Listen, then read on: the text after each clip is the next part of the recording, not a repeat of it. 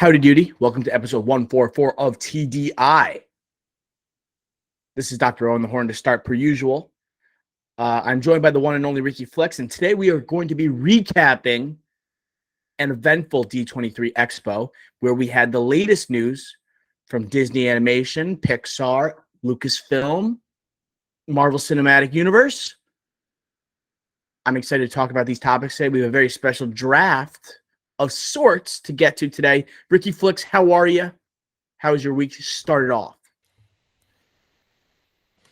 NFL Sunday's back. So we're already in a bad movie weekend.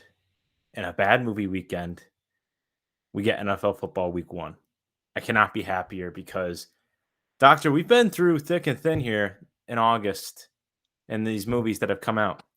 And I'll tell you one thing. I don't want to get into it because I know we're going to talk about it at another time, but Pinocchio was horrendous. You watched it. It was horrendous. So thank you to the NFL for coming back and saving me from just being exiled in my room, and just my eyes were almost blinded after watching Pinocchio. It was that bad. Jesus Christ. All I want to know, because I'm not really sold on watching it. This might be a situation where, remember when I watched Morbius and you were going to go to the theaters after coming back from New York City? You're like, hey, I got to go see this so we can review it. And I told you, don't bother. Is this a situation where maybe we get the Ricky Flix review and Dr. O just sits back and listens to you gripe? I am just in shock that at D23 there's obviously live action remakes. One looks good. One we didn't get a look at, but it was an announcement. I'm shocked that we're pushing forward in this because I wanted to do a top billing of the worst live action remakes, not of all time, but just for Disney, because they missed the boat on so many. Dumbo, right? Dumbo. And we can go on, there's arguments that they have a Snow White coming out. Will that be good? Gal Gadot. It doesn't sound good now. You have Beauty and the Beast, which was probably the only successful one. Yep. Okay. That's one good one. Jungle Book, The too. Lion King. Failure. Yep. I don't care. That sucked. It did stink. Sucked. What else do we have? So I just said Jungle Book was good. That's, I think, the top two. It's Beauty and the Beast and Jungle Book with Jon Favreau. Oh, God. Sorry. Bless you, Ricky Flix. Bless you. But right, do you agree, right? Jungle Book? Yes. Jungle Book was great. Aladdin? Favreau. No. Not good. Get out. I'm just listing. I'm listing. I know, I'm not saying but it's good. I'm doing my initial reaction. No. Okay. After that, we have Pinocchio. Cinderella. You just saw. What is it? Cinderella. I never saw that one. Just being honest. Lily James. I haven't seen the Lily James one, but the new one I heard sucked. Mulan. Didn't see it. No one likes that. I just didn't bother. That was like a deep core pandemic release that went straight to Disney Plus, the first of its kind. Right. So I just haven't caught on to that. I haven't caught on to that one. I don't know, Ricky Flix. I feel like you can have a top billing draft, but it would be more of a ranking because there haven't been that many of them. Yeah, now I'm thinking about it. There's just a lot that aren't good but aren't bad. Like Alice in Wonderland. Right? Tim Burton. Right. So I don't know. That's just not my forte, but people like it. Maleficent or whatever. People like it. Cruella was good. Cruella, more of a spinoff, but yeah, that was good. That counts. I just, man. Lady and the Tramp? Is that a live action? Disney oh my God. I didn't like that. You know what's good? It doesn't really count. I like Christopher Robin a lot. Never seen it. Dude, that one, I cried. I had no shame in admitting that. Did you see the trailer for the Christopher Robin Winnie the Pooh horror movie? Yeah, I didn't watch it. I don't mess with that. Like, I'm not gonna be the guy who watches that just to rip on it. You know it's already gonna be bad. There's no point in watching it. I hate that. But also Mary Poppins Returns, also positively reviewed. Emily Blunt. Okay. And like we're talking 101 and 102 Dalmatians. Like, I don't know. Doesn't count. Glen Coast. Those are remakes, kind Yeah, of. but I know. But this is the age of the Disney live action remake. It started with Beauty and the Beast. It makes $1 billion, and then we go from there. That's when we start, Okay. and that's when it's off to a good start. I just think that we're getting out of hand here.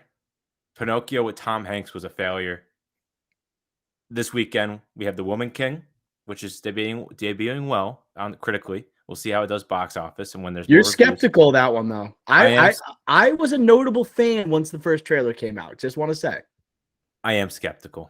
I am skeptical. And then one of my most anticipated movies of the year, See How They Run, comes out this weekend. This will not do well at the box office, I know, but I cannot wait to see this whodunit. And I heard Saoirse Ronan is awesome. Yes, and I heard Saoirse Ronan is awesome in this. Dude, so I cannot wait to see it. She's never been bad, bro. I know, but she hasn't been in a lot recently. What's the last thing she was in? Let's see, Lady Bird. That's 2017. I know. Was she in Little Woman?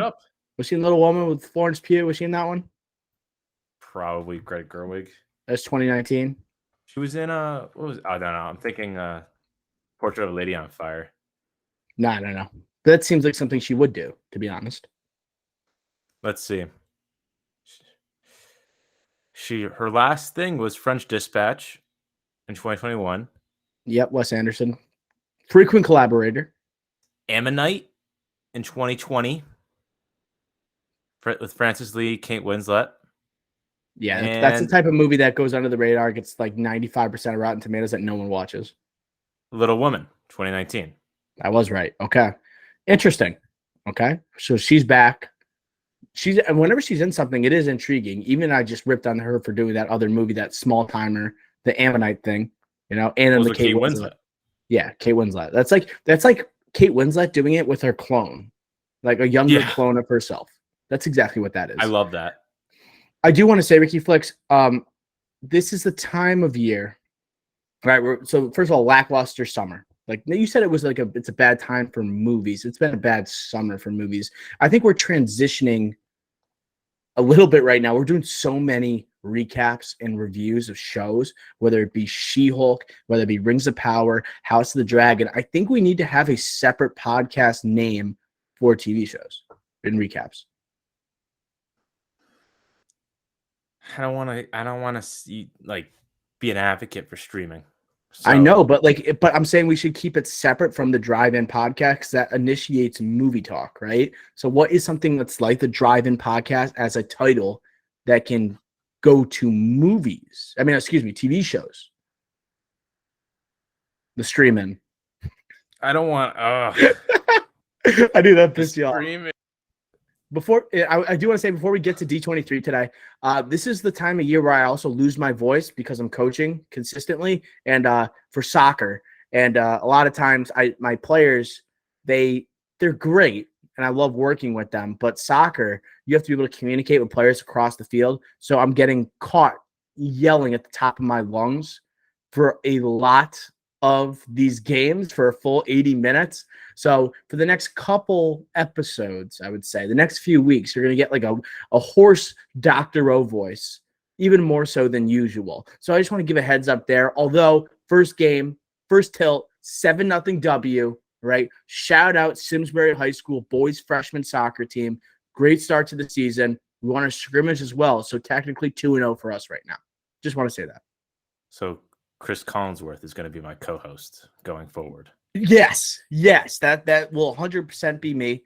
I will have a cough drop, I guess I would say half hour before every episode, right? A little pregame prep, things of that nature. But I think we should go over the rules for this draft for D23. We got a slew of news, all right? One that we couldn't even keep up with on our own Twitter feed, but we wanted to do a very special draft for all the listeners today to go over the best from Lucasfilm, from Pixar, from Star Wars, and from Disney Animation, and all other miscellaneous Disney projects. So, Ricky Flex, let's go over the categories. All right? So, Ricky Flex and I, we kind of collaborated, and we said, okay, instead of just talking about and running through each section here, let's put it to a draft form. And let's tell the audience like how we would categorize these announcements. So our first category for this top billing, we have the best, and meaning that these are going to be the best projects, at least in our opinion, stemming from D23. Okay, that we had updates on. Next, we also have the anticipated worst projects that were announced during D23, or at least updated upon. We also have a next category, a third one, sleepers. These are ones that not many people are talking about. Okay, maybe people aren't giving credit to, or people are underrating, but we think this is going to be good. This is going to be an asset for Disney in the future. We also have a bust category. The bust is for someone that is getting maybe a little bit too much attention, or people are praising a little bit too early that we are very skeptical of, right? That's the bust. And finally, we have the one we care about the most, right? Whether it's good or bad, this is the one we want to see, and we're hyped up about it. Okay, that can fall in the same category as best, in our opinion, or it could just become like a guilty pleasure of sorts, right? It kind of just depends on your personal opinion. Ricky Flix, do you have any questions on these 5 categories? I have a lot of multiple projects that fall into each of these categories. I'll try to stick it to one, but I have one category that I need to just lump a bunch of projects together in, because it would be unfair to like just talk about only Marvel or only Lucasfilm or only Pixar, as like that would pretty much dominate my entire list. So I might just lump some of them into one just to make it cleaner. I spread the wealth as well, right? I anticipated, right? We can't repeat projects in the same category here, correct, Ricky Flex? Or we, so like for example, can I have something be my best but be your worst? Is that allowed for this draft, or is there no repeating? I'm cool with that. I just don't think we could both have the same best.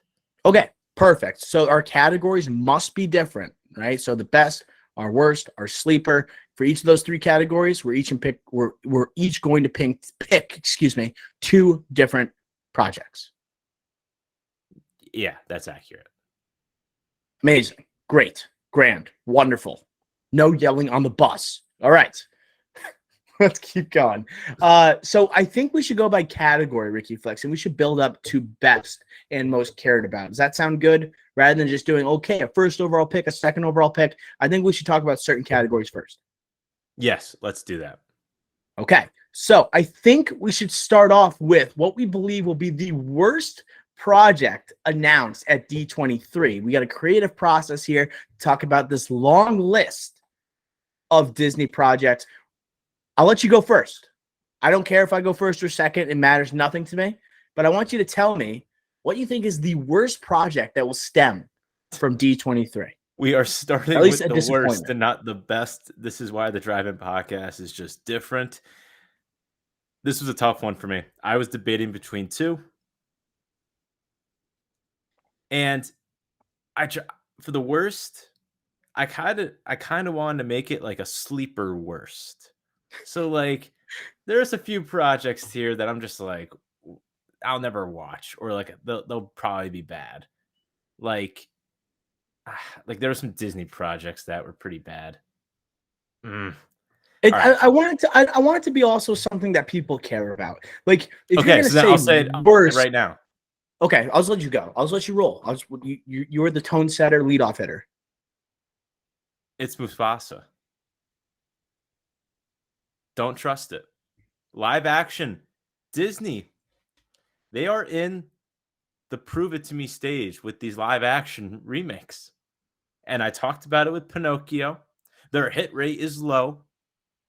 I guess if it was baseball, they'd probably be an 8-hitter consistently in the lineup, but your worst hitter on a good team.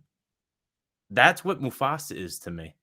They need to prove it. And Barry Jenkins, non-live action, he is one of the best directors out there. But after seeing The Lion King, after seeing these other live action remakes, especially animal-focused animals, this animal focus, I think, are the worst live actions. You can't read anything that animals are doing, like emotionally, except if their ears move. I think it's a huge problem for cinema, So this is my worst. What a catastrophic first selection. Catastrophic. I can't believe you did this. I'm disappointed. I had this potentially being picked in the sleeper category. I'm saving it. I will let you know if I'm taking it in the sleeper category. The first reason being that Barry Jenkins is in charge of this. He was in charge of the Lion King. No, he wasn't the director. John Favreau was the director. Are we positive on that? I am 1,000,000%. He did Jungle Book, so we thought he was going to nail the Lion King, but you couldn't nail the emotion of the characters, right? They were like, oh my God, look at the CGI. It looks incredible. Oh my God, they look like real animals, but you can't tell emotion. But Barry Jenkins is responsible for Moonlight, one of the most emotional stories, right, in recent cinema in terms of how he was able to translate that. I just think you had an absolute auteur of cinema translating to Disney. Not only you're not just making like a copy for copy remake here, right? This is a story that hasn't been told. And I was a little nervous that Barry Jenkins was doing a spin-off, something in the world of Lion King. But when my heart started racing when I found out it was about Mufasa. We're getting a Mufasa movie. James Earl Jones, we're going to get him for a full 120 minutes as the lead. Lion King, he was arguably the best part. And he was only in it for the first 10 minutes. We're going to get 120 minutes of James Earl Jones. Are you kidding me? On a story that Barry Jenkins is crafting? You're guaranteed to cry. I'll give you that. Disney, Barry Jenkins, Mufasa, you're weeping. Okay. This is a terrible first pick. You're in the right category with Disney live action remakes. 100%. I have one myself. But to put Mufasa in this category, come on. Okay. To be honest, I thought Barry Jenkins directed The Lion King. I'm going to retract my statement. Wait, I'm taking it back. The statement. I'm retracting my pick here. What? Worst. Can you do this? Yes, it's not a draft. I'm picking what I believe is a sleeper worst movie, like basically a bust, I guess. But dude, so you have to give me taking credit. It back. You have to give me credit after that. I'm giving Barry Jenkins credit for not doing The Lion King in 2019. I know, but you didn't know that, and then also, like, my argument kind of sold you. Am I wrong? You did a great job. I will say the one thing I took from your argument, especially, was that I think a big thing with The Lion King was that it was a like-for-like remake. Nothing else was new.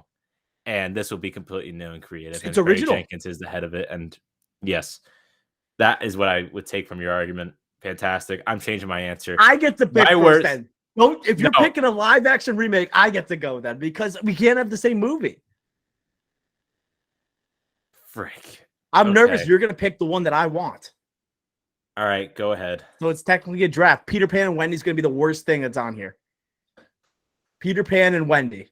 Live-action Disney remake, right? Very sketchy filmography when it comes to Disney and the way they play here.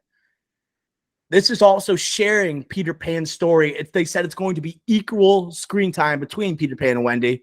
Like, Peter Pan's the interesting character here. Like, you're trying to like give credit to Wendy when she's just a normal human being. Peter Pan doesn't age. Like, he is the intriguing character here. You're sharing screen time with Wendy. You got Jude Law as Captain Hook, but the rest of this cast I could care less about. I'm a little nervous how they're going to handle Tinkerbell. And I don't know who's going to be the sidekick of Captain Hook. I forgot what that character's name is, but I don't know anything about this movie other than like what the deets that they're selling, right? I know they showed some footage at D23. This is one I just have zero confidence in. It's going to be the worst. Disney live action remakes are never that reliable. That's easily my one. Yeah. Okay. I'm happy you got to pick that because that's what I would have picked. But get it before you. This is clear. Like, if you look at everything else here, everything Marvel is more intriguing. Everything else in Disney, Little Mermaid, Lion King, that came out. Those are just like better stories. Peter Pan and Wendy, it's like we've seen Peter Pan 1,000 times. 1,000 times in different ways. I'm done with it. So can it outdo I will not Hook? pay money to see it. I will not be paying money to see it. I will be waiting until Disney Plus, unless you are wrong or we are wrong and this is amazing, then I will go see it. Hook, I mean, Robin Williams, Dustin Hoffman. Although it's like it hasn't been critically, it hasn't been a movie People that's love aged. that though. It's not been a movie that's aged well, but I think it's beloved. And there actually was Yes. also there's been a Peter Pan movie with Hugh Jackman as Captain Hook. I almost said Doctor Hook.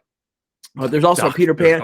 There was a Peter Pan movie in the early 2000s that we saw in theaters with our cousins. Memorable theater experience because we bought them DVD dodgeball afterwards. But in theaters, I don't remember a thing. Yeah, I got nothing. Okay. So I'm gonna redo my worst. Yes, you get to go again. And like I'm looking at like NFL Sunday Week 1, like what's popular NFL fantasy football. That's what I'm like kind of what I'm going with here as well. You know what's the worst? That this might be a take and it should be in bust, but I don't think it's enough hype because I think it's the least amount of hype in Marvel out of this slate, and that's Armor Wars. Whoa, Jesus Christ. I don't care. Like I will not pick Michael Giacchino for the worst. I can't do that to our guy, the Batman. The Batman, like in his first directing debut here, I'm just not gonna pick Giacchino's Werewolf by Night, and just I don't know really much about it, so I just can't say that it's the worst. So what's like the next thing that I think will be the worst that doesn't have a lot of hype around it? That's gonna be Armor Wars. Rhodey? Really? Rhodey? That's what I care about? There's at least 30 Avenger / people in like prominent people in the MCU that I care about more than Rhodey. So I'll push this to the side. What? So Rhodey is a very good secondary character in Marvel projects. He's not a very good lead. So like with Iron Man, all the Avenger movies, and then we seen him I think got nominated for an Emmy for Falcon the Winter Soldier for showing up for 5 minutes. That's wild. I think he actually would be better served to be a supporting character in something like Ironheart rather than getting his own show. And then also, right, he's going to be in Secret Invasion. Like this project, Armor Wars, is coming right after Secret Invasion, apparently. So that'll be interesting dynamic. But I can't see him carrying an entire show based on his character. It just doesn't seem like there's much. I guess there's not much eagerness to see that character taking a lead. And this seems like it's just something to fill, right? Those phase 6, right? Phase 5, excuse me, of the MCU, those slates that need to be filled. Because it wasn't announced during Comic-Con. They said it was coming. They said it wasn't going to be scratched completely. We finally get some information on it. And also it seems like they hadn't been able to figure out, if it hadn't been announced yet, like a true due date, and didn't have a logo that needed to be updated. It's just like I didn't trust that this was going to be good. And I don't trust, right, that this character actually deserves his own project. He's better served as a secondary character. I like this pick. Yeah, and again, like there's some obvious ones that look worse than this, but you know what? We're podcasting. We got to talk about things that we're interested in as well. And we're interested in the MCU and Rhodey, kind of, not really, but the MCU in general. And this is connected to Secret Invasion. So yeah, Armor Wars. That's my pick. Saving Werewolf by Night. I'm saving that conversation because it might get picked later. Right? If it doesn't get picked, I certainly have thoughts. We have a teaser trailer for it, directed by Michael Giacchino, like you said, debuting in October, right? Of a holiday special, right? The first of 2 coming this year for the MCU, paired with the Guardians of the Galaxy holiday special. So I'll talk about that later. But what category should we jump to next, Ricky Flex? Maybe the best. Okay, gotta go worst and best. I didn't know if we were saving the best for last, as they say, but yeah, let's go to the best. Do you want to lead off? Or you want me to go? I'll go.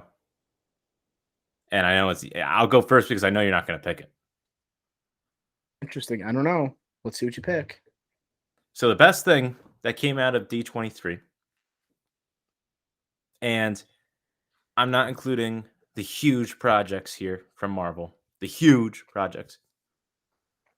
It's going to be The Mandalorian Season 3. Well, like you act like I wasn't going to pick that, bro.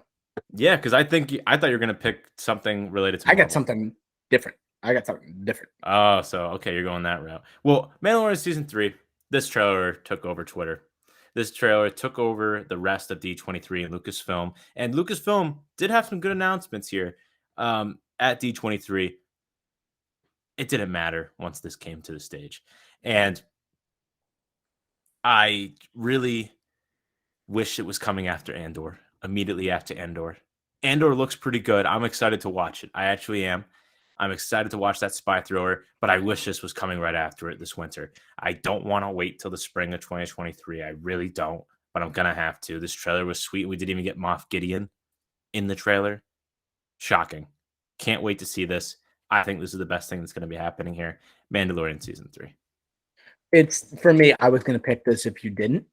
I have something else I had as a backup, but like the Mandalorian, this is like what Disney does best when it comes to Star Wars.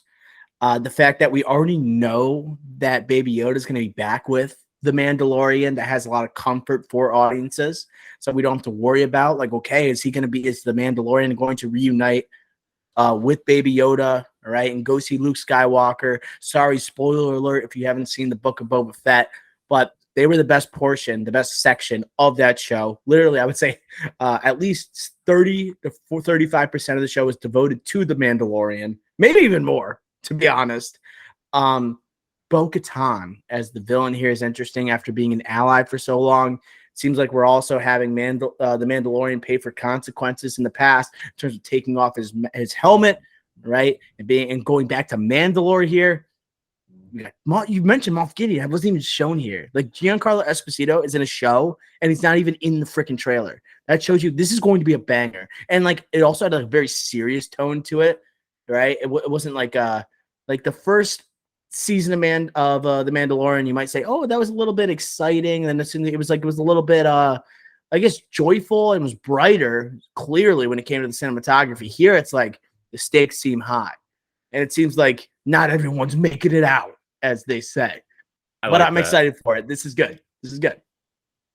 Yeah, this is like the best proven content that came out of D23, really.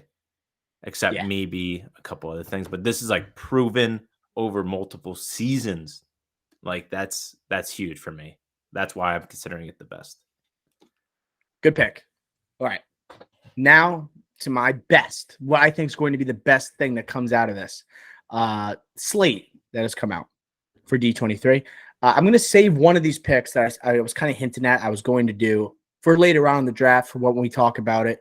I'm thinking for a potential sleeper might be a better category for this movie. I'm going to go with, for best, I'm going to go with MCU, like you did for the worst, right, with Armor Wars. I'm going with Wakanda Forever. I'm sold on this movie, bro. I think Wakanda Forever is going to be sick. I think it's going to be a movie that is in phase 4 that is going to rejuvenate the MCU. I don't know if you heard about the footage that released at D23. Right. First of all, we got the amazing trailer at Comic-Con, a much delayed trailer. And when we finally got it, it just put the internet in a frenzy. It put the MCU fan base in a frenzy. But the footage shown at D23 has M'Baku fighting Namor. Namor being introduced as a major player in the MCU as we lead into the next Avengers movie, which will be Kang Dynasty, and then into Secret Wars. Namor was going to be a major player there. I'm excited to see who the next Black Panther is, obviously. Ryan Coogler, his follow-up to the Oscar Best Picture, I would say, nominated movie. I think this movie is going to be stellar. I really do. And this, a lot of the MCU projects coming out of this, we're going to go over many of them, obviously, but a lot of them are TV shows. And I wanted to be excited about movies. This is a movie I'm certainly excited for, and we're getting it sooner rather than later. We've seen the footage from it compared to like you said, Armor Wars. We drafted Peter Pan and Wendy as like the worst. I've seen Wakanda Forever in terms of the trailer. I know where the story is going. I know the characters that are being introduced and the spinoffs that are coming afterwards. Wakanda Forever, I think I'm just in the, like, how they're going to treat Chadwick Boseman, right, and his tribute here, Black Panther's tribute. You know they're going to do it justice. They cared so much about the character and about the actor, obviously, with Ryan Coogler. And they're going to give it their all. They're going to go like everything, nothing left in the tank. It's going to be, I think, stellar. And I think people are going to be saying, what was better, Wakanda Forever or Black Panther? Black Panther for a Best Picture nominee does get heavily criticized. I think people will not be saying that as much with Wakanda Forever. I don't think it's going to be Oscar nominated or anything, but I think people are going to just widely accept it as a freaking good movie. Kevin Feige just saying this is the biggest thing they've ever done when they've done Endgame and Infinity War is a statement, and Avengers and whatever. That's a statement. And they have to get this right, obviously, because of the Chadwick Boseman element. And also a follow-up to a Best Picture nominee. Yes, you can criticize it, but that's what it was. So you have to follow it up. Do I think it's the best? I viewed this more as a Comic-Con event because of the trailer came out of that. So I felt uncomfortable picking it. If you want to veto it, go ahead. No, I'm not vetoing it because I feel like because of what they showed to the people that actually attended, that's like pretty, and like the rumors of what you're hearing is pretty epic, and you kind of touched on it a bit. That's why I have it for I care about the most. I don't have it for best. I have it for okay, you know what? I feel like I have to mention this somehow on my list, but I can't say it's the best because yes, we saw a trailer, but then again, like who's the Black Panther? We haven't we saw a good trailer, but like we didn't see a lot of Namor, unlike at D23. But you're hearing good things, so I'm gonna put care about the most for obvious reasons, and then just that's kind of like how I view it coming out of D23 versus Comic-Con. Coming out of Comic-Con, I probably would have had it as best. Here, I just care about the most. Let's get to it. I want to see it. I want to see what they do. I like your logic there, and also fills out another category for you. They got to get it right. This has so much relying on it. There was script rewrites, obviously heavy script rewrites. Ryan Coogler, one of the best in the game. Is he going to be able to transform this movie following the passing of Chadwick Boseman? I think they're going to pull it off, dude. I really do. And like this, the MCU needs new life. It really does. Following the latest, where you had like Thor: Love and Thunder, we've had Eternals this phase, Black Widow. It seems like Spider-Man: No Way Home was a highlight, but is that truly an MCU film? Like this has to bang. It has to frickin' bang, and we need that. So I think cares about the most. This certainly is the first crossover we've had for movies, but it definitely deserves to be in both categories, in my opinion. Okay. I think the natural transition is to cares about most because you just did Wakanda Forever. And now I will go with what I care about most. Tough. I'll tell you that. This is tough. I want to go because, like, I'll just tell you what I'm thinking. It's not like a draft where it's like, okay, what are we going to pick next? Right. I'm thinking Mandalorian. I care about. I literally care about that Star Wars project more than any other Star Wars project that's been announced. The TV shows, even Andor, that's getting like when people are seeing these trailers, like, oh my god, like look how good this looks. Look at this spy thriller, and then Born even Legacy more than director. Yeah, I'm not all in on that. MCU wise, there is a team up movie here, and I do like Marvel to nail the team up movies, but I'm skeptical of Thunderbolts. That's why I'm not sure if I'm going to pick it here. I'll go with care about most. I'm going to Lucasfilm, but I'm not going to Star Wars. I care about Indiana Jones 5. Okay? I was questioning, maybe I'll put this as a sleeper pick, where it's like, okay, people are saying Harrison Ford's 80 years old. Okay, this movie's been delayed. It was supposed to come out like in 2018. Now it's all of a sudden it's 2022. Harrison Ford is like falling out of planes. Like he's doing whatever. Breaking arms. Ki-Hwan Kwan, right? Everything Everywhere All at Once is somehow back on the scene. Hopefully I pronounced that correct. I have no idea. Right? But he's good. He's confirmed to be in Loki season 2. Right? He's back on the scene. He also potentially can be back in Indiana Jones 5 in some capacity. I think that'd be a nice touch. But not only is James Mangold directing this movie, director of Logan, okay, and many other critically acclaimed films, but then we have the likes of George Lucas and Steven Spielberg putting their stamps in the film, right? They have been confirmed to be a part of this project, right? This is the last run. Harrison Ford has made it clear, and I think they're going to want to make a banger because they felt it was necessary after Island of the Crystal Skull. So I'm going to go with what I care about most. I want them to nail this final Indiana Jones movie so he can go out, meaning Harrison Ford, can go out on a high, and we can feel comfortable leaving this franchise, right, with no more Harrison Ford. So that's my pick. With no more Harrison Ford. So you think they do another one after Harrison Ford? So here's what could happen, right? Shia LaBeouf comes back. Lucasfilm. Shut up. No way. Lucasfilm, obviously acquired by Disney, they focused all on Star Wars. But what potentially can they have with Indiana Jones that they can either reboot after Indiana Jones 5 or they can spin off? Knowing Harrison Ford and how much pride he takes in his movies and how much the Indiana Jones character means to him, which is arguably more than what Han Solo means to him based on his comments regarding the Star Wars franchise. It seems like he was at D23. He was there. Like, he doesn't do all these things. He can do whatever he wants. If he didn't want to show up, he didn't have to show up. Okay? No matter how big the movie is, he's Harrison freaking Ford. He was there.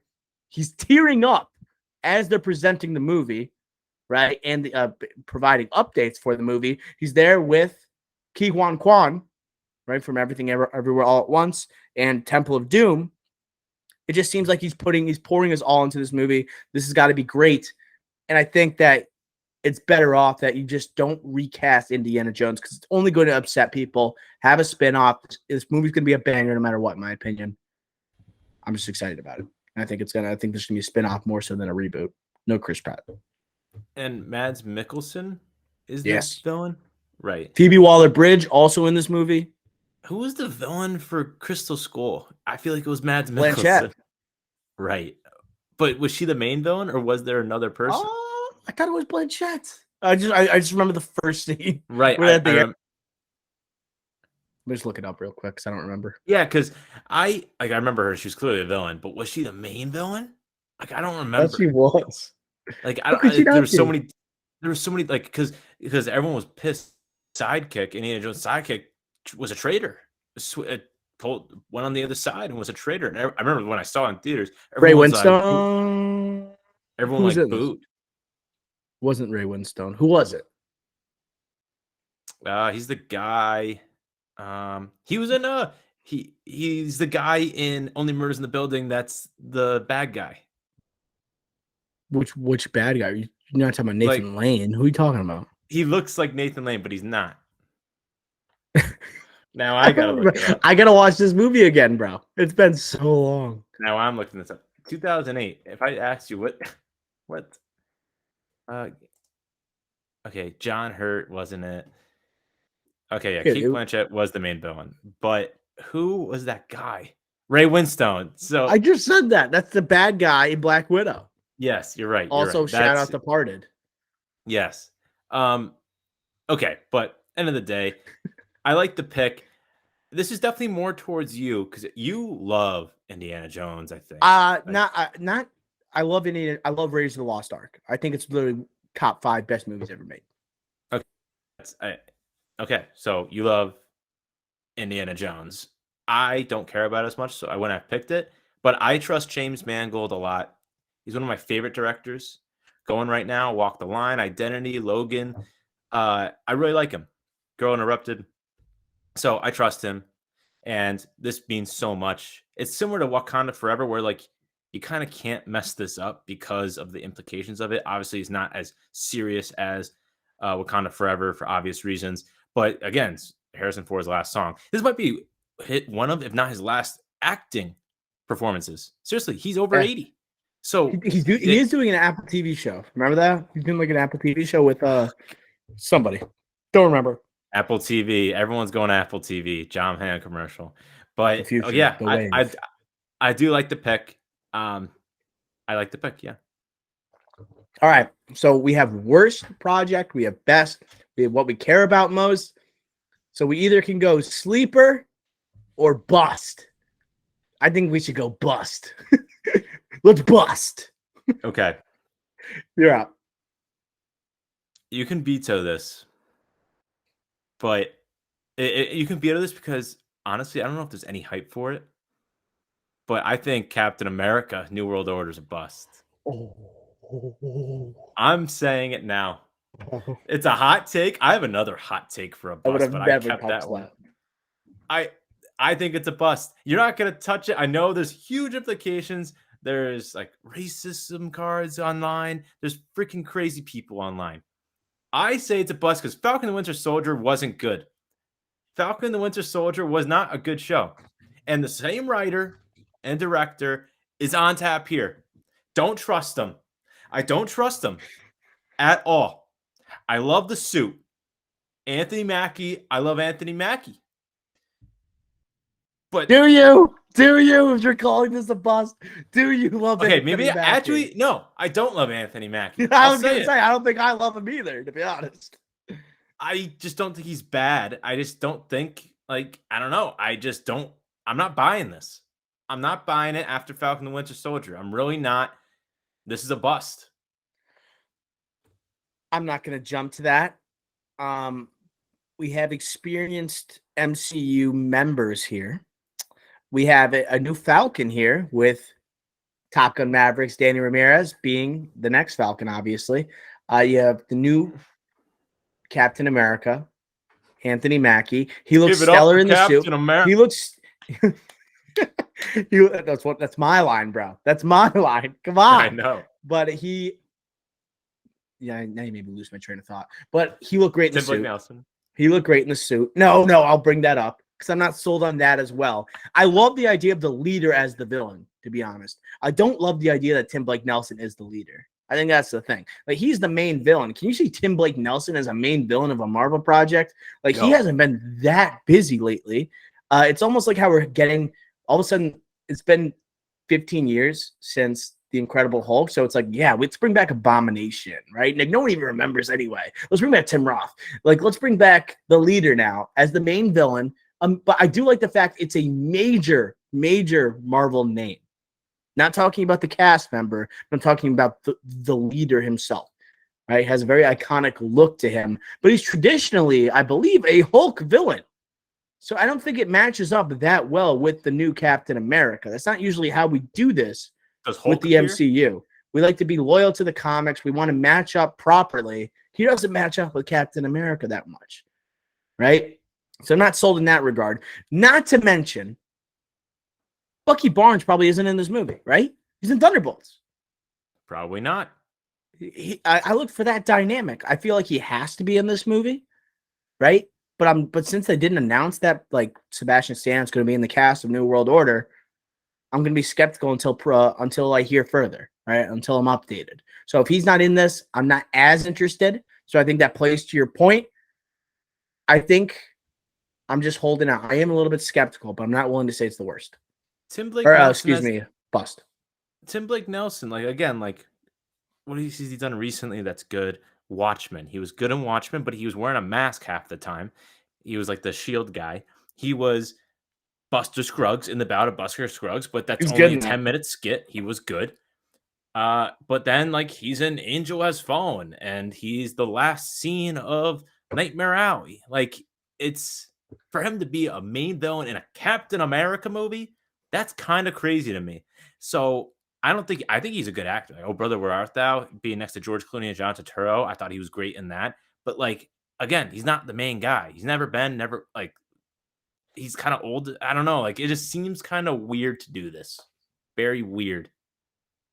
Bust. It does seem a little weird. It just does. It's not a natural fit. Like, maybe for a Marvel TV show, like, you'll say, oh yeah, Tim Blake Nelson, like, he's the lead, and not the lead, excuse me, but the main villain in a Marvel TV show. But he's playing the leader. The leader is a huge Marvel villain, right? I get it. Like, you could have, like, honestly, they could have recast him like the Hulk was recasted, right? It just doesn't seem like a natural fit, in my opinion, especially when you're the main villain, not connected to Captain America or Sam Wilson in any way. To me, it makes no sense. All right, my bust. Yes, we're going to a different sector, Ricky Flix. We're not going to Lucasfilm. Oh no. We're not going to the MCU. Oh no. I think I know where you're going with this. We're going to Pixar. Oh my God, you picked a Pixar movie. Inside Out 2 is going to be a bust. No Bill Hader. Confirmed not to return. Mindy Kaling, not going to return.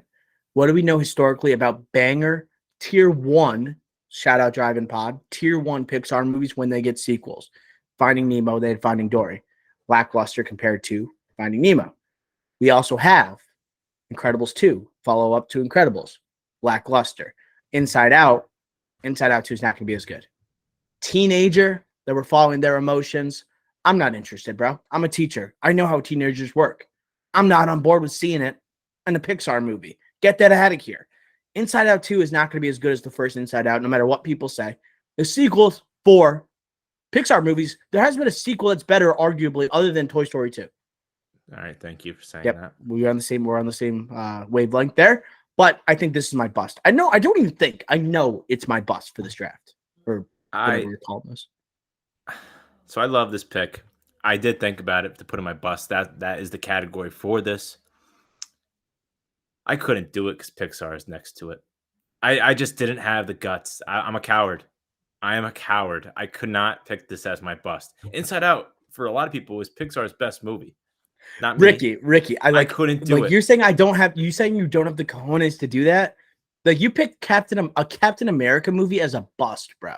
And like, you just gotta ignore the fact like that Sam Wilson is now Captain America. You're taking like a political thriller, potentially political spy thriller, and saying it's gonna be a bust. Like, that's also very ballsy. That's one of the major releases of Phase 5.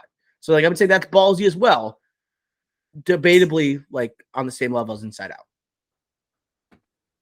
Yeah, okay, you got me there, but I still think it's bold to pick a Pixar as a bust, even though you put up a great argument. I think you sold me, but I'm still not going to pick it. Or like, if I had the choice, I still wouldn't do it just because Pixar's right next to it. But again, they have their misses. We've talked about it at length with our tiers. Like, they have their misses, especially with sequels. And with no Bill Hader and a lot of people not coming back, like, yeah, no. I like the pick. I just couldn't do it myself. Okay. So I don't think there's much else to say. We've already given out the details. Teenager. I forgot what even the main character's name was. Amy Poehler's back. I think she was at D23 talking about this upcoming film. Is there any Pixar movies that don't have sequels that you're interested in seeing? I know it's a tough question off the top of your head because a lot of these things have been franchised. You've asked me this before, and I think I've mentioned Bing Bong. As a spinoff. As a spin-off TV show. Like, so Disney Bing Plus Bong show. If we don't have Bill Hader or Mindy Kaling, you got to expect Bing Bong to like return in some capacity, correct? But he's dead. Exactly. So I'm like, but like, it's Pixar, and no one's really dead, you know? I guess, yeah. They're fake dead. I guess Pixar now, let's think. WALL-E? I love WALL-E, bro. I know I you love do. WALL-E. I'm thinking WALL-E that's just hit the criterion one. As well. It's made it. First, Only I think. Pixar. Yeah. First, is it the first animated? No, I assume first Spirit, Pixar movie. I assume Spirited Away is on there for animated movies. Yeah, and that other one with the wolf on it. Mononoke? Like, I think that one might be on there. Pronounced it. Yeah, that's Princess Mononoke? Yes. Shout out the anime kids. Yeah, I would pick WALL-E for a sequel. This bagger. Just give me an Alice. Give me not an Alice. That's my best. Give me an Eve and a WALL-E sequel. I got to see them together on a journey. Maybe a love triangle. Maybe another robot comes in the mix. Make things interesting here. Made by Bill Hader. Make it a little more serious tone. All right. Oh God. I don't know. I'm off my rocker. Let's go to the sleepers, our final category. Ricky Flix, what do you want to lead this one off? Do you want me to lead off? Sleeper. What do you think? I've been leading off a lot. You go. Okay. So I'll go sleeper. This is tough because there's a safe pick here. I'm not going to do it, I don't think. Marvel. I'm going Marvel, no matter what. Sleeper. This hasn't been picked yet. But I'm going Secret Invasion as a sleeper. But it's not really a sleeper. Like, do you think like this is a sleeper at all? It seems like it's one of like the most anticipated projects of Phase 4, excuse me. Right? Tell me what you think. I don't view it as a sleeper. I'm retracting it then. Okay. Retracting. That was quick. Yeah. If you don't think so, it's gone. because that is one of the major releases, like huge cast, huge names kicking off Phase 5. Now give me a second to look. But compared to all the other projects announced in the MCU during D23, like, is it bigger than Fantastic Four? No. Wakanda Forever? No. Quantumania? No. So maybe it is a sleeper, but then again, it's a TV show. Do you want me to go? No, I know, no. So, Loki season 2 is not a sleeper because that's just a great show. It's the best Disney Plus has offered so far. That's not a sleeper because Kang is going to actually appear, right? Jonathan Majors will be appearing in Kang. And it's going to be leading into, right, Ant-Man and the Quantumania. Yeah, Kang Dynasty also coming afterwards. I don't view that as a sleeper as much as well. I will go Werewolf by Night as a sleeper. Okay? I'm a little reluctant. I'm a little reluctant because when it comes to genre type of MCU filmmaking, they haven't been that successful. Okay? Especially when you look at She-Hulk, what they're doing now with the courtroom like comedy that they're trying to pull off seems to be irking some people, rubbing them the wrong way. I think Werewolf by Night has an opportunity if they really commit themselves to what it's supposed to be, to this like 1930s type of horror. Okay, it has the cinematography to do so, capturing definitely the setting. Gael Garcia Bernal, right? Certainly a talent. I didn't get to see what Werewolf by Night is going to look like here, but it seems like he's going to have further. It's going to have further implications in the MCU. We're probably going to see him in Secret Wars as well. Man-Thing is a very popular MCU villain, not the most popular, comic book villain, but he's there. He's going to be here. I'm not sold on the cast. I don't know much about them other than Gael Garcia Bernal, but it looks like they're really going for it based on this trailer. And if you're really going for it and you're going and you're giving it your best shot and you're committing to it, that has me thinking it's a sleeper. Like, hey, what if this is a banger? This is truly Marvel dipping their toes into the unknown, something they're not familiar with, something outside the formula. I'm in on Werewolf by Night. Yeah, this is completely different, filmed in black and white. Not anime, but it has like that feel, that unique feel of anime, I would say. Giacchino, I mentioned before. This guy is going to have great music in this as well. And the scary, like Halloween, like werewolf, it's coming out in October. It's going to have some great music related to that as well. If, like, I every time I think of werewolf and it's like, I don't know, like Halloween scariness, I think of like the Wolfman or something like that. And obviously, like, that's not critically successful. I actually like that movie. Haven't seen it in ages though. But if they could somehow make this werewolf just amazing, like just the actual like werewolf, the powers of this Garcia Bernal, then like this show is already successful. So I do think a sleeper for this is perfect because of Giacchino, the music, directorial debut here, and the potential with this character, a werewolf, a superpower.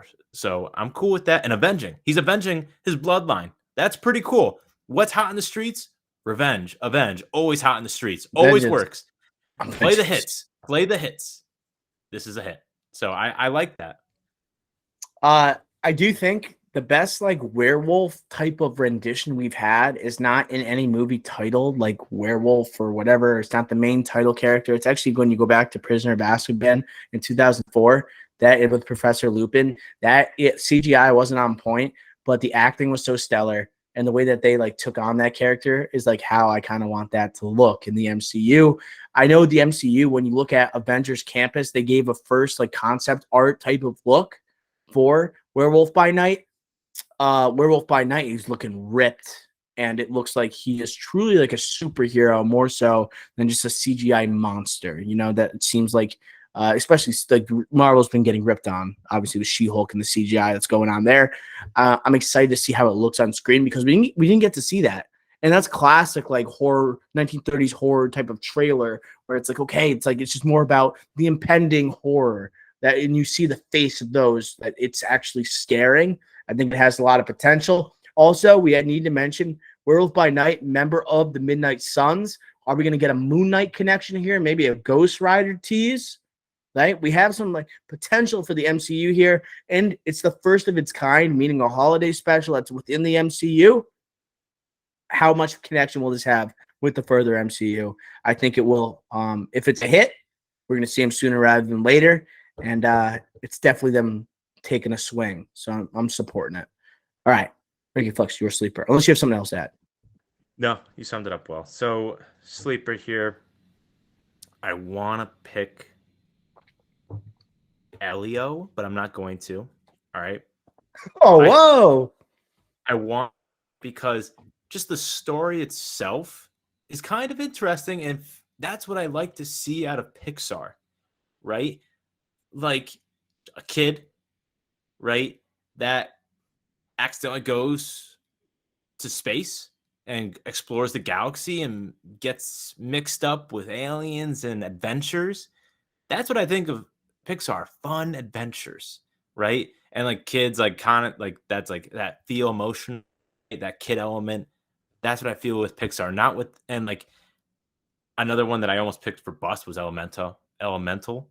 It's like a kind of like an Inside Out, like trying hard to be Inside Out. Animation is way too similar. Right. So I almost picked that as Bust, but I held off. It's like fake it till you make it. Like you're not Inside Out, bro. I also that makes me think it could be a banger as well. You know? Right. Yeah, that's tough. But whatever.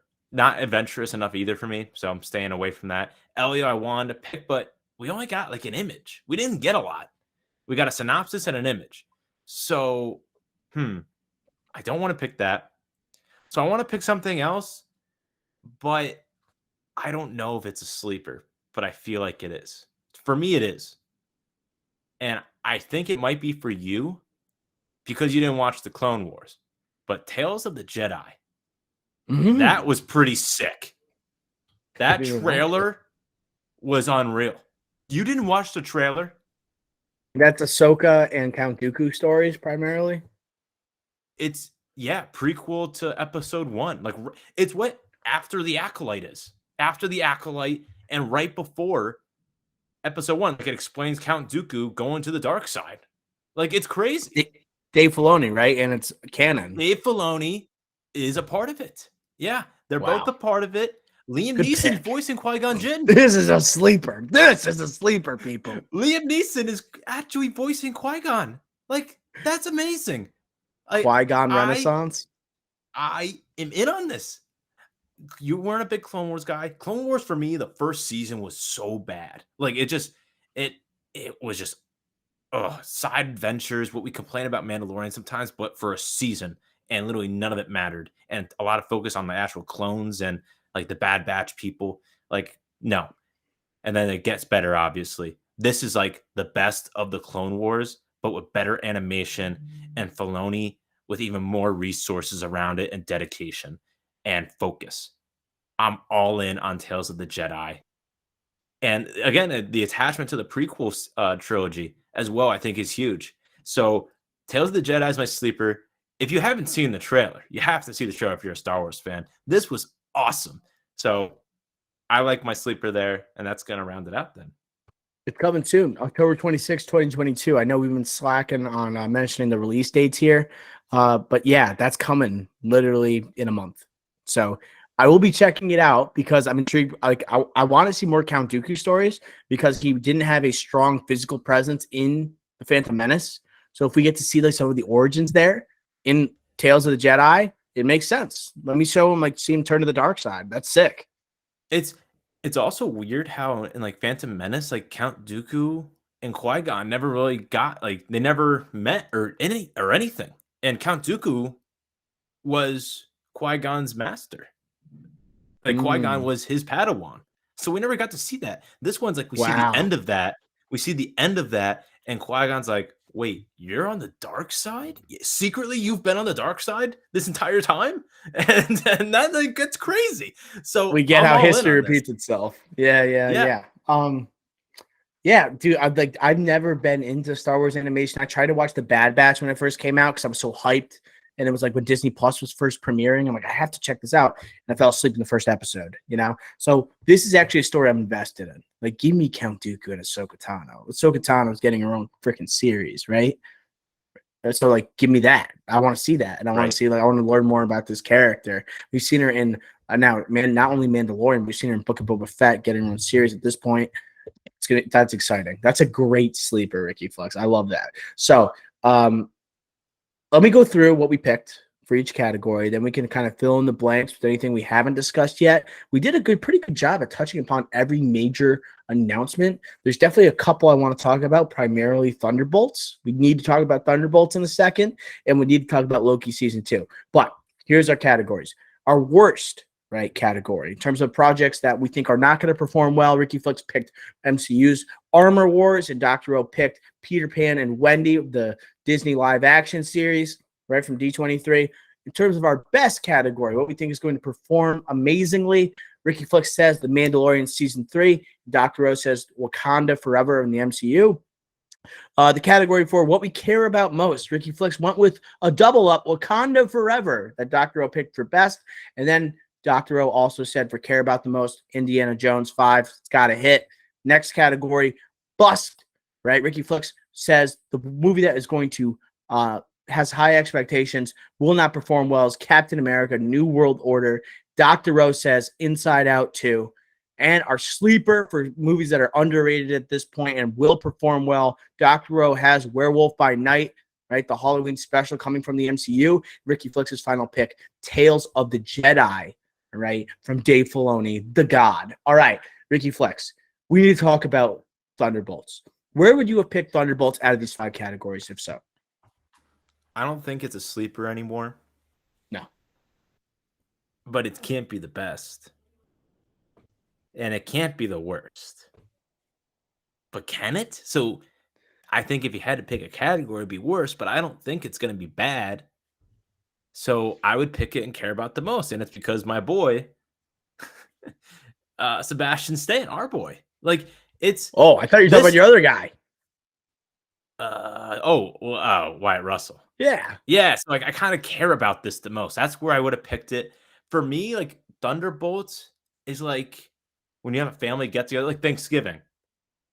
Thanksgiving, you have the adult table and then you have the kids table, right? This is clearly the kids table at Thanksgiving. And then you have a couple guys, a couple people that should be at the adult table, but they aren't. They're still at the kids table.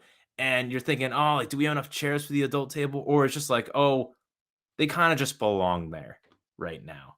And that's like where Sebastian Stan is, right? He's an A-lister or potential A-lister in my eyes, but he's still with the Thunderbolts. You know, he's the Winter Soldier. Like, he should that's be where the goddamn leader of the Thunderbolts. Why is Yelena below with the leader? So that's where her dad's in the group. Her dad is in the group. Right. We just need to see we need to see more for me to have picked it for anything, I think. I think if anything, I was going to pick it for bust. Let me explain why. Phase 5, this is the only major team-up movie that has been announced so far. Okay? We're not getting an Avengers movie in Phase 5. This is like the equivalent, like almost like a Civil War, where it's the closest thing to an Avenger movie that's not an Avenger movie. Okay? Bunch of anti-heroes here. I'm not very impressed by the lineup. There's some missing characters here. I anticipate that was going to be here. Zemo, not here. Abomination, not here. Why the hell was Abomination She-Hulk? If Abomination is not going to be in Thunderbolts, why the hell are they even back in the MCU? Or Willie, but just not announce it yet. It's going to be a surprise. Maybe. I guess so. Maybe in the sequel. Suicide Squad kind of set a high bar for anti-hero team-up movies in terms of James Gunn style. I'm not talking about, obviously, David Ayer's version, but that's R-rated. Will they have the cojones? Will Kevin Feige have the cojones to make this R-rated? Probably not. No, Deadpool kind of has that covered for the MCU.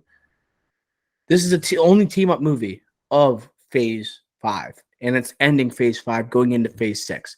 There's a lot riding on this. I could see this being a bust, especially also because not only I talked about the lineup, they all have very similar powers, right, or abilities. Winter Soldier, U.S. Agent, Yelena Belova. They all are just like assassins that don't have superpowers. Ghost, it doesn't like relies. I don't even remember. Taskmaster, I don't. Taskmaster also just like hand to hand combat. It's got to Red make sure Guardian. like it has to be a war movie. You have no choice. It has to be a war movie, or else Has to what's be the a point of spy having movie, this no? lineup? Either one. Like to me, like you have like people that are in hand to hand combat. It's like and people are good with guns. Feels like it's a war type of movie. You know, Winter Soldier. The spy. Yeah, I don't know. It just feels like they all have similar abilities. That's what people are complaining about, at least what I see I online. And I I agree do with understand, you. but I understand like they got to make the story fit the team, right? You can't just do it because they're the most popular characters. Florence Pugh is like one of the biggest actresses on the planet, right? You got to make the story worth the characters. So like if they're facing some superhuman threat or an alien, you pick the wrong team, right? You got to make sure the story fits the characters. That's why I said it could potentially be a bust if the writing goes haywire. Yeah, no, I think I said worst. Bust is a better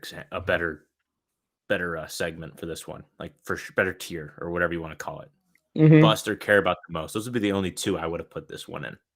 I think we should also move along with the MCU because they had so many projects that were at D23. Care about most, I almost put Loki I or best. care about it a lot, right? I don't think it's gonna be bad.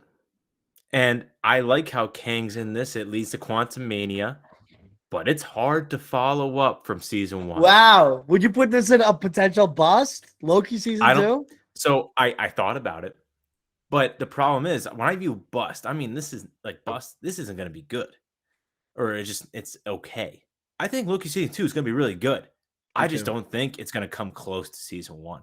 I don't I get how. I was I don't know how it nervous. does. I was freaking nervous that we wouldn't get Jonathan Majors in season 2. I talked Right? about I that. thought it was I didn't think he was gonna be in it. I I kind talked of. about that on the podcast. I'm like, He Who Remains is dead, right? Sylvie, right? Her return, that's exciting.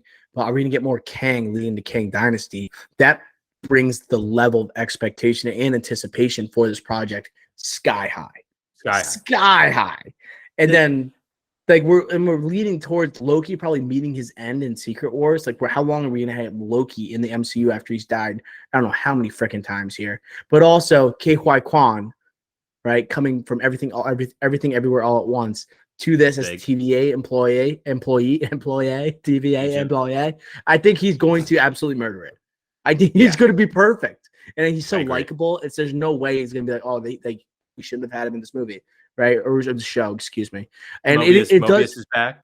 Mobius.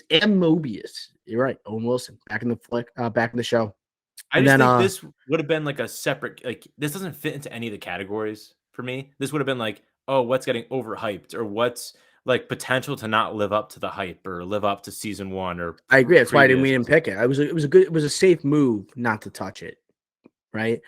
Bust probably made the most sense because it is the most successful Disney Plus show and it has to ride on that reputation Right. going into season 2.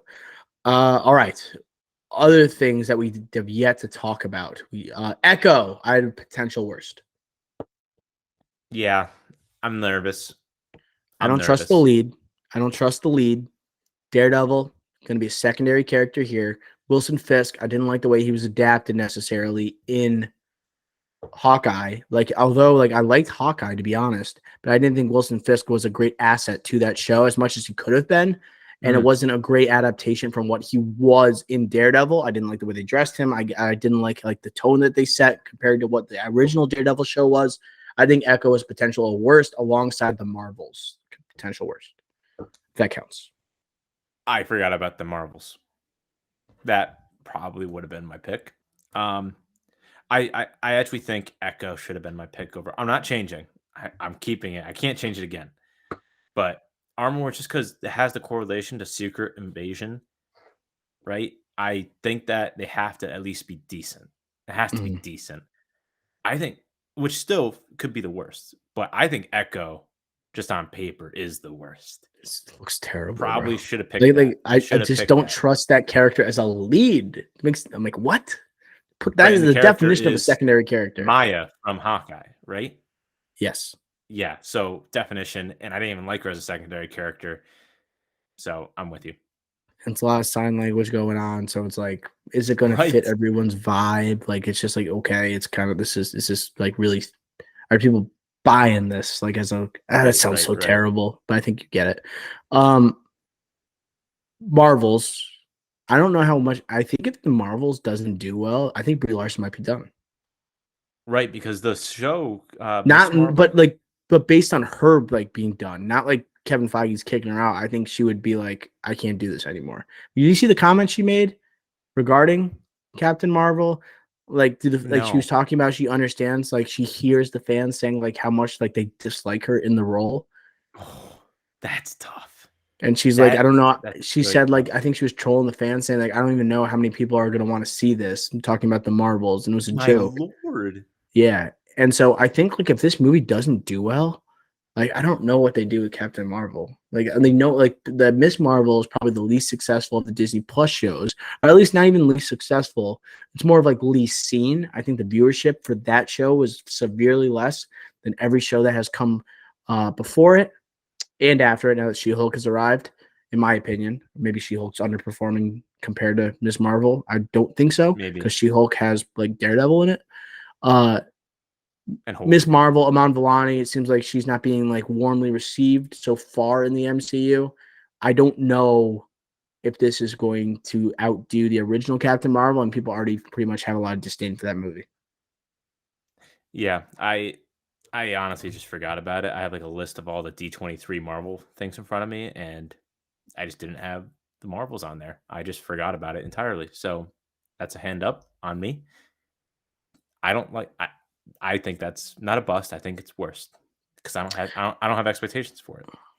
Yeah, like I just didn't want to talk about it because I didn't like. It made me sad. Listen to the way when Miss Marvel, when like herself, when no Captain Marvel, excuse me, when Brie Larson's talking about like that, like she knows how much people dislike her movies. Like that's sad to hear. I hate really sad. Like it's like yeah, and guess what? You're gonna be playing this in Kang Dynasty and Secret Wars, and you're supposedly the most powerful Avenger. It's kind of tough. That is really hard. Yeah, the paycheck's probably good, so you better hit Miss Marvel's better bang then. It better be sick. And I have not seen Miss Marvel, so I don't know what that's gonna be like. All right. Also, live action remakes. I had potential bust. I actually had Little Mermaid. I think it looks a little slow. I think it's gonna be too slow for younger audiences. Doctor. I think it can be good. Ariel Bailey, I think, is gonna be good. I think no, not Ariel. What's her name? What Bailey? Haley? Bailey? Yeah. I just combined her character name. Great voice, huh? Yeah, like, beautiful voice. I'm just nervous. Like it almost sounds like, what's it gonna look like underwater? We saw what happened with Justice League. People had a lot of criticisms of that. Well, half of this movie is probably taking place underwater. Can they capture that setting? It looked incredible for the most part, but then it looks like when she's singing, there's no water around her. It looks like the setting was kind of sketchy. Yeah. So, and I just don't have the best confidence in the Disney live action remix. So that's why I now have it high. Potential bust. You've heard my comments on Disney live action remakes not once but twice on this very episode. This I thought about bust, but I love the voice and I got a lot of Beauty and the Beast vibes from it.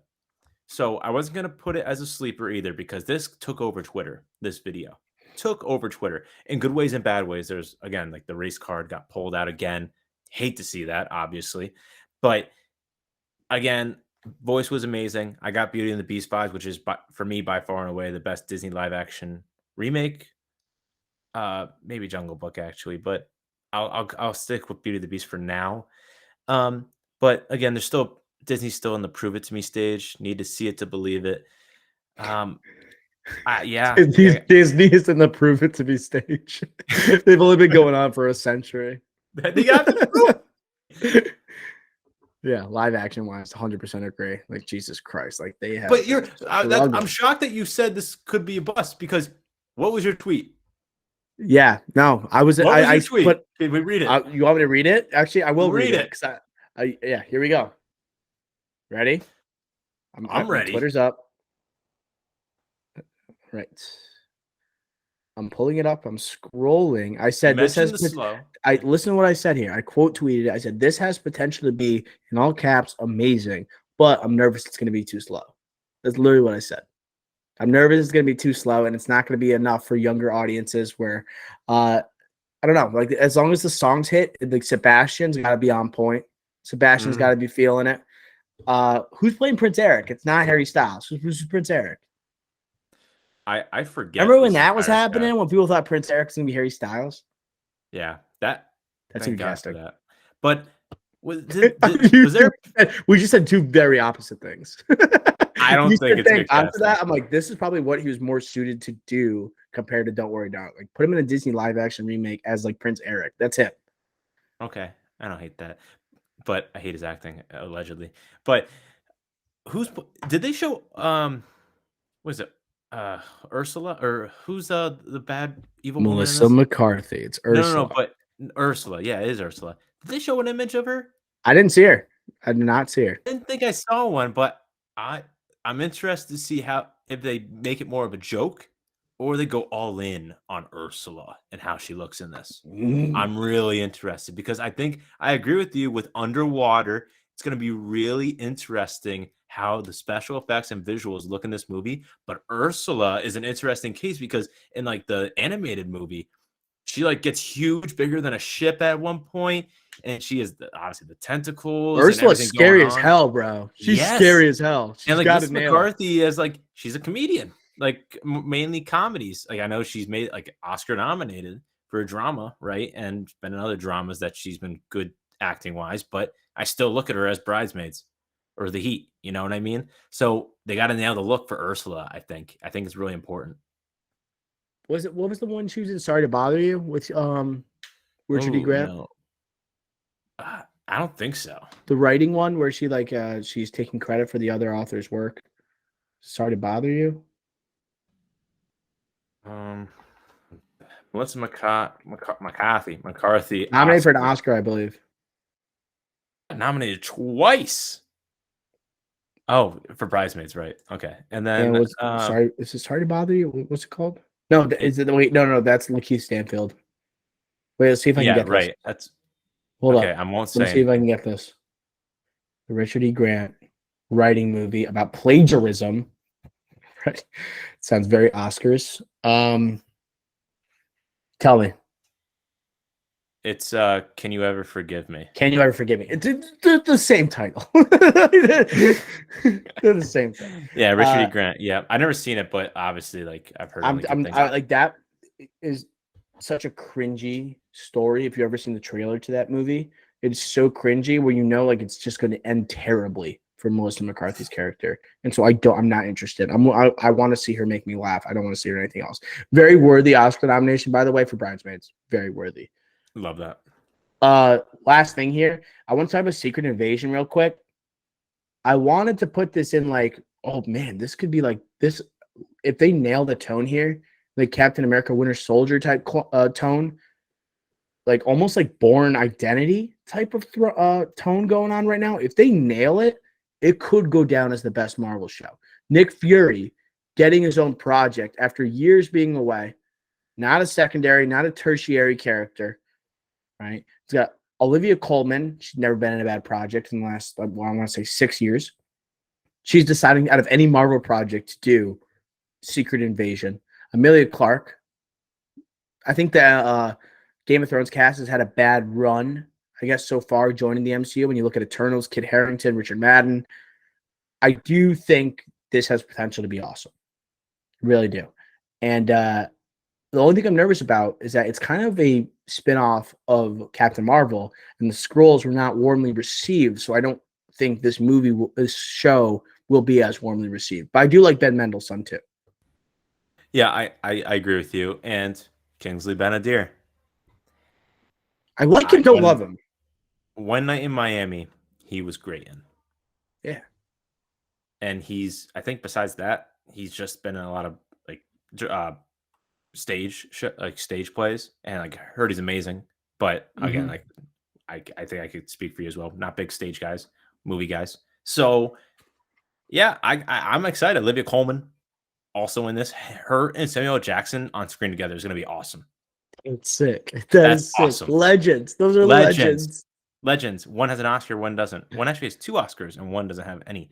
But So, but 2 Oscar noms for Samuel L. Jackson at least, of course, right? of course. Yes. But yeah, no, Amelia Clark looks like she's like I got Winter Soldier vibes. Of course, with Nick Fury also.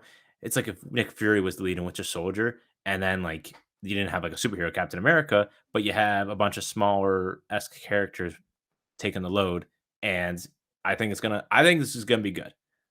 Now, this obviously I think it is. Yeah. I just don't think Samuel Jackson would have taken it or just allowed this to be bad. You know what I mean? Because his track record's nearly perfect. I think the one blemish is Captain Marvel. Oh, for that's the when MCU. Yeah. Yeah. As Nick Fury, and I'm saying that's one where he was de-aged. It was kind of like experimental what they were doing with The his cat character. thing, and the cat's feel like back in this. I feel like Secret Invasion. It was just like, no, I think the cat's back in the Marvels, not this. Okay, good. I like that. But I think this was a moment where Nick Fury said, "I don't have to be de-aged. I can be myself." Right? It's almost like a wear an eye Logan. patch. It's like a Logan vibe for his character, being having a long time away, grizzled, like almost like a not only grizzled, but like let's go similar, but gritty type of take on Nick Fury. I think it could be great, and him and Ben Mendelsohn, they do work well together. One of the positives I think of Captain Marvel and Kingsley Ben-Adir, like I'm not shaken by him being in this. Like he's just a great actor. You know, he's confirmed to play just for namesake Rebel Skrull leader Gravik in Secret Invasion. Gravik or Gravik, I'm not really sure. He's gonna be the bad guy. He seems like he'd be. He's the main villain, I think. Yeah, I think. Yeah, unless Olivia Colman's gonna be the main villain. Right? Yeah. She's going to be the Robert Redford in Captain America Winter Soldier. Yes. My thoughts exactly. This is Winter Soldier, but without Captain America. And I feel like Amelia Clark is the next Colby Smulders. Like, she's the next Maria Hill. It's just like, yeah, we need to get her out of here. She's been in here since 2012 with the Avengers. Just get her out of here, and let's bring in Wait, is this Amelia a prediction Clark. that Maria Hill dies in this? Oh, I could see that happening 100%. Yes or no? Does she die? Here's what I think. I think I'll break it down for you, Ricky Flix. They're going to give her a background. We have not had a background on Maria Hill. We're going to get a background, and she will potentially die. She won't, because Disney, they won't pull the plug on anybody, you know. So she'll be introduced. She'll get severely injured. She'll go off in the sunset. Amelia Clark, mainstay in the MCU, alongside, or she's the next Nick Fury. Who knows? I don't know how that works in the comic books, but I think like Samuel Jackson, like this is his Logan. This is probably like it. Like, he's not going to be on the planet during Secret Wars. If this is it, and they're doing like a swan song for him, Maria Hill, do you bring back Coulson? Do you bring back Coulson for this? I don't. I think they do like a tribute, like a flashback with him and Coulson chopping it up, like something like that. Mm-hmm. Yeah, because he got his like comeback with Captain Marvel, so maybe that's that. But I could see that too here. He was in like Agents of S.H.I.E.L.D. for all those years. They brought him back. I know, but I'm talking about the considered MCU, canon. Yeah, it hasn't been considered canon. You know, all that jazz. Right. All right. Any other projects you want to talk about before we wrap up here? I think we nailed all these. I actually think we did. I just think the last thing is that we didn't talk about was Avatar 2. Not only that, we got to talk about the fact that we didn't get a Fantastic Four casting. How was Sue Storm, Jodie Comer rumors? That's actually big. The MCU after after Comic-Con, then after Comic-Con, and now this, I heard there's rumors that the MCU is pissed off, like at Twitter and fans, and like they did it out of spite. Out of spite, they didn't announce it. I know. That's my theory. We're gauging that from the shows, from She-Hulk, and then these comments from like Brie Larson. Yes, I think they're getting pissed off, and they're kind of like hitting the fans back, because I think if I had to grade the announcements made from Marvel after Comic-Con and what they saved apparently for the future, like we got no Deadpool news. We said that there's not going to be X-Men movies for a long time. That was a headliner. We'll talk about that in a second, because I think that they have a different like approach to it. I I just think I agree. Like I'm saying that it was out of spite. I in the trolls that are on She-Hulk and they're mentioning them outwardly, I think they're trying to send a message to the fans, and I think it's really risky by doing so. Two things. One, I do think Jodie Comer is Sue Storm. That'd be sick. I do think that. I think that would be unbelievable for Marvel. For Jodie Comer, I wish he didn't. I wish he would just continue on her trajectory to Oscars, but okay. Just a little setback, get a little more famous, and then go back to that. Okay, fine. It's like J-Law. It's crazy, but with X-Men, Two, I don't think Henry Cavill. I think that's fake. I don't believe it. No, that ain't happening. I think, bro. No way. He just turns his back. Him as Dr. Doom would be kind of cool, though, bro. I could totally see it. I think he would be amazing, Dr. Doom. Sherlock Holmes. He's smart. He's also powerful. Like obviously Superman. Great at nailing the serious tone. And yes, like Mission Impossible, Fallout. Like I think he would be good, but I just don't think he would turn his back that early on Superman. Like he doesn't have that in him. Get The Witcher, bro. He's got The Witcher's. And that was just announced that they're filming season 4 and 5 soon, and they're doing it in a row. Yeah, so he has no time for this. And then lastly, I didn't want to say this off the top, but this was my takeaway from D23. It was kind of a letdown. It was, dude. Dude, I think here's what they're doing with X-Men, though. I didn't want to ruin this episode, but it was a letdown. It was, dude. The biggest MCU news is Secret Invasion trailer. Like, what the hell? And Mandalorian. No, I'm saying like MCU. Oh, MCU. Wise. Yeah. Like, because that's why everyone's going, bro. Like, we could say all we want about Star Wars, right? And the distrust that the audiences have grown. Big. Yes, no crap. And Mandalorian's huge, but like no one's going to see the new Jude Law series and like Skeleton Crew with John Watts directing. I would put down potential worst picks of this draft. I just think the X-Men though, when it said quote, it's not happening for a long time. I think we're gonna, but like I think we're easing into it. I think we're gonna get single character introductions. I think that Wolverine will be in Secret Wars, but he will not be a part of the X-Men. I think that's happening. She-Hulk, we've already had hints at, right? Wolverine, I think we have a bunch of empty slots, right? That need to be, not a bunch, but we have some that need to be filled in during phase 5, all right? Several during phase 6. I think in like phase 6 is ending with Secret Wars. I think we're going to get either a Wolverine movie or a series, preferably a movie. Although you got to compete with Logan. Series. What do we? But you got to compete with what like Logan just put out and the Wolverine like trilogy that they had previously. We can't do a series for Wolverine. But I think they're also you could have like, and like they've already hinted Captain like Miss Marvel. I've never even seen the show, but like I'm on Twitter so much I can see like the scenes where like they're doing the X-Men theme song. You can't say X-Men aren't coming for a long time and then play the theme multiple times, whether it be in Doctor Strange and the Multiverse of Madness and Miss Marvel. It's unfair to audiences. Right. That's just me. Mutant or whatever. They confirm mutants or whatever. Yeah. So and then when Reed Richards and Professor X, not Reed Richards, Professor X and Doctor Strange, right? Yes. You play the music again. I'm like hitting you on the side when they're tapping. Like, oh my God, they're playing the music. We should be getting. I would love a Magneto prequel series, like Magneto, Professor X prequel series. We're getting X-Men 97 again, the show. Like they are alluding to it so much, and there's rumors. Taron Egerton as Logan, right? Like there's so many rumors, and it's so crucial. And they confirm that X-Men will happen at some point. We have to get it sooner than later. At least, like, I don't know. Like, I thought that was almost disrespectful to say that. Still no Deadpool 3, like, official announcement, other than the fact that Sean Levy's directing. We don't know what's going to be in phase 5, 6, or beyond. Right. Yeah, they held back. They definitely held back. Yeah. All right. So, what a conversation. D23 recap. Make sure not only are you following what we just said with D23, make sure you're following all the recaps we've been doing lately. We did a very steamy recap for episode 4 of House of the Dragon. Make sure you're following that on the feed.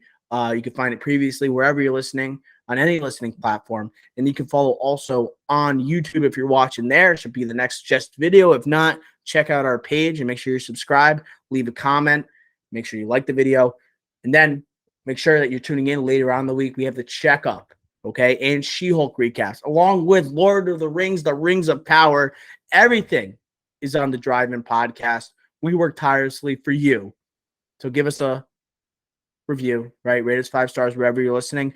Also, make sure you're following our social channels on Twitter and Instagram at the Drive-In Pod. Make sure you want to keep up with all the latest movie news. I know we're recapping you right now, but also make sure any tidbits, right? We got you covered, and we're also making you laugh. So make sure you're covering that. So that's going to do it for episode 144 of the Drive-In Podcast for Ricky Flix and Dr. O. Until next time, we will smell ya.